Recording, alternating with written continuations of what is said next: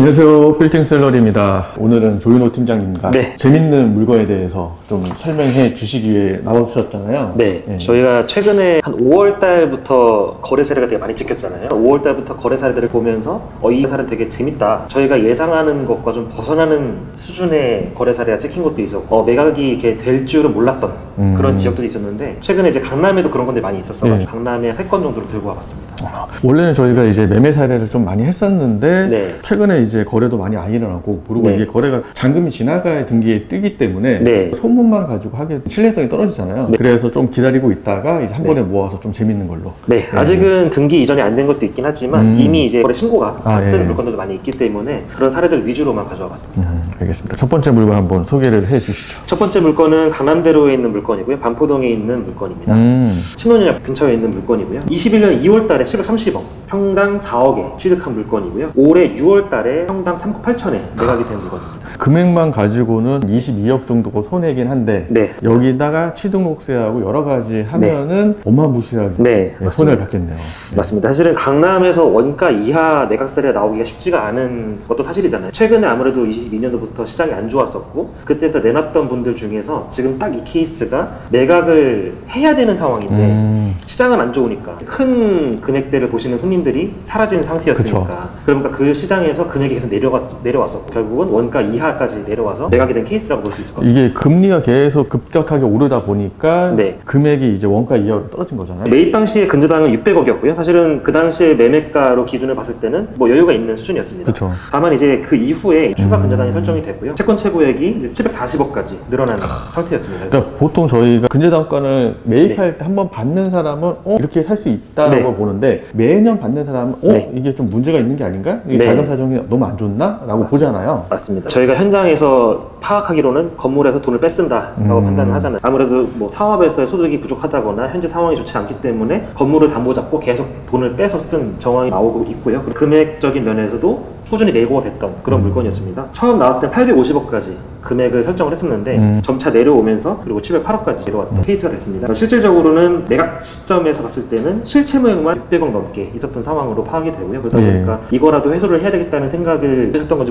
모르겠지만 어쨌든 6월 달에 이제 원가 이하로 매각이 된 케이스입니다. 원가가 770억 정도 되는데 708억에 매각이 된 거면 한 62억 정도가 손해를 보고. 맞습니다. 제가 알고 있기로는 빗썸하고 관련된 회사로 알고 있거든요. 실제 임차인도 빗썸이 들어가 있었고요. 아마 이제 자금 사정이 좋지 않았던 것 같습니다. 강남은 실패 사례가 많지가 않은데. 맞습니다. 사실 저희가 강남 거 진행해보면 원가 이하라는 것들을 찾기가 쉽지 않잖아요. 이렇게 원가 이하로 팔린 사례들을 보면 신선하긴 합니다. 그러니까 다음 건물은 또 어떤 건물인가요? 저희가 보통 강남에서 많이 하는 것들이 이제 2종, 3종 물건들이잖아요. 강남의 1종 물건들을 주목을 많이 안 하세요. 일반적으로 원주역 인근이라거나 이런 지역들의 1종들이 많이 있잖아요. 근데 사실 1종이라고 배제할 것이 아니라 입지를 보셔야 한다는 말씀 많이 드리거든요. 1종인데도 불구하고 평당 3억에 거래가 된 케이스가 있어요. 근데 보통 저희가 1종이라고 하더라도 지하층을 살릴 수 있으면 1종이 아니다. 2종, 3종의 가치가 있다라고 얘기하는데 이 물건은 또 그런 게 아닌가 보죠. 이거 같은 경우는 명도가 가능한 자그마한 물건입니다. 어떻게 보면 토지의 가치 때문에 평당 3억이 찍힌 그런 물건이라고 볼 수 있고요. 건물의 사이즈나 연면적으로 봤을 때는 되게 작아요. 작은 물건인데 토지 평당가가 이제 3억이 찍혔던 그런 케이스입니다. 강남의 1종 일반 주거지역이 3억. 맞습니다. 대표적으로 이제 1종인데도 비싼 지역이 강남역 근처 아니면은 이제 압구정 로데오 근처잖아요. 딱 이 물건이 로데오 근처에 있는 물건입니다. 그래서 1종 일반 주거지역에 위치한 물건이고요. 22년도 7월 달에 173억, 평당 2억 3천에 취득이 된 물건이고 이때도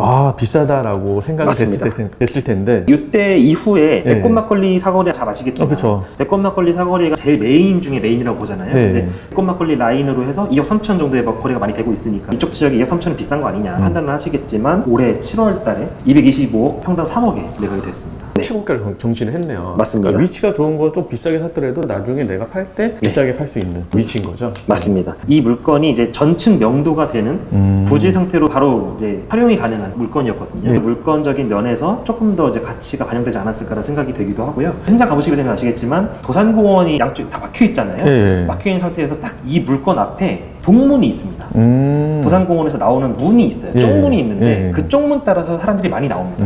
도산공원 안쪽을 구경하고 나서 로데오 쪽으로 나오게 되면 이쪽으로 나와야 됩니다. 네. 아마 그 쪽문의 가치도 상당히 높게 보지 않으셨을까 생각을 하게 됩니다. 이 물건 같은 경우는 2년도 매입했을 때는 신탁사에 맡겨놨고요. 작년 6월 달에 귀속이 되면서 근저당을 설정했는데 149억을 설정했거든요. 네. 제가 판단했을 때는 자금난이라거나 당장 급하게 팔아야 할 이유는 딱히 없었던 걸로 보여지고요. 다만 명도가 가능한 시점이 다가오고 하다 보니까 자연스럽게 매각을 추진했던 케이스로 보고 있습니다. 또 다음 사례 한번 알려주시죠. 다음 사례는 논현동에 있는 이면인데요. 논현동 이면을 제가 왜 가져왔냐면 일반적으로 보여드린 물건은 강남의 대로변 물건, 그 다음에 신사청담 대치 삼성으로 불리우는 대장주 물건 이렇게 보여드렸다면 논현동과 역삼동은 그거에 비하면 인기에서 좀 덜한 지역이 아닌가 판단을 하거든요. 저희 회사 근처잖아요. 맞습니다. 저희 회사 비인기 지역인데 근데 그 뒤에 있는 물건이고요. 특별히 이쪽 지역을 또 싫어하는 분들 생각보다 많으시더라고요. 많습니다. 논현동, 역삼동 이쪽 지역이 뭐 왜 그런지 모르겠지만 이미지상 좋진 않습니다. 그러다 보니까 아무래도 여기를 볼 바에는 신사청담을 많이 보겠다 이렇게 많이 생각을 하시는데 뭐 논현동 같은 경우는 신사동에서 막 이면에 1억 5천 팔리고 있을 때 1억 혹은 그 이하에 팔리고 있는 상황이었어요. 최근에 논현동에 신축 건물이긴 하지만 평당 2억에 팔린 사례가 있었다. 심지어 이면이다 라고 해가 물건 한번 가져와 봐. 22년도 3월 달에 97억, 평당 1억에 팔렸던 물건입니다. 그 당시에는 이제 신축을 해야 하는 부지 상태였고요. 그러다가 24년 6월달, 올해 6월달에 193억 3천만 원, 평당 2억에 매각이 된 케이스입니다. 신축 비용으로 한 40억 정도 이상 들어갔을 것 같아요. 연면적이 328평. 그러다 보니까 아마 신축 비용은 한 40억에서 한 50억 정도 예상이 되고, 그렇다고 하더라도 지금 차익으로만 거의 50억 정도가 나가게 되는 상황이거든요. 논현동도 충분히 투자 가치가 있다. 사실은 이쪽 길 같은 경우는 이제 논현동 저희 그 같은 블럭이잖아요. 회사랑. 이쪽 블럭에서는 되게 넓은 길에 속하잖아요. 길도 넓고 상권도 괜찮은 지역으로 판단되고 있는데, 아무리 그렇다고 하더라도 논현동 이면의 평당 2억은 좀 생소한 금액이지 않을까 이렇게 생각을 합니다. 맞습니다. 잘 팔았네요. 네. 건물도 잘 지었고 임차도 잘 맞춘 걸로 알고 있거든요. 맞습니다. 평당 2억이긴 하지만 이게 평당가가 높아 보이는 건 사실이에요. 다만 이제 연면적 평당, 그러니까 임대료 평당 20만 원 수준의 이제 임대가 됐거든요. 통임대로 병원으로 들어왔는데 수익률이 4% 이상 나오는 물건입니다. 아무리 뭐 안쪽에 이면에 이렇게 하고 하더라도 수익률이 4% 이상 나와주는 물건이니까 충분히 메리트가 있다. 제가 봤을 때는 논현동의 평당가가 좀 비싼 물건이라고 하더라도 수익률이 나온다고 한다면 충분히 고려해 보실 만한 물건이지 않을까 생각을 하게 됩니다. 그러니까 지금 뭐 자극적 기사로 2020년 3월 달이면 그래도 금리가 올라가기 전에 매입을 했죠. 금리가 올라가고 나서 강남 또 뭐 별 볼이 없네, 떨어진 건물들 많이 나오네 라고 자극적인 기사가 나오지만 이면도로에 좀 똘똘한 물건들은 다 신고가를 갱신하고 있네요. 맞습니다. 제가 아까 서두에도 말씀드렸지만 저희가 느끼기에는 한 2월 달부터 풀리기 시작했고 올해 5월 달부터는 강남 물건도 많이 팔리기 시작했거든요. 현실적으로 지금 같은 경우는 매수 불장이라는 느낌이 오히려 받을 정도로 많이 이제 활발해졌고, 그러다 보니까 한동안 이제 침체기였던 시장에서 나왔던 급매도 물건들이 우선적으로 소진되고 있던 시기였거든요. 그 와중에도 아까 일반가 상세 같은 경우는 이제 급매도에 팔린 시기라고 볼 수 있고, 그 이외의 나머지 물건 같은 경우는 버티다 보니까 결국은 이제 본인들이 원했던, 매도인들이 원했던 금액에 최대한 또 근접해가지고 이제 딸려 올라온 케이스라 볼 수 있을 것 같고, 향후 이제 또 뭐 시장이 좋아지는 지금 같은 시기에서는 계속 그걸 금액이 올라가지 않을까 예상이 됩니다. 오늘 뭐 조인혜 팀장님께서 출연해 주셔서 감사드리고 다음번에 또 좋은 재밌는 내용으로 출연해 줬으면 좋겠습니다. 알겠습니다. 이상 빌딩 셀러리였습니다.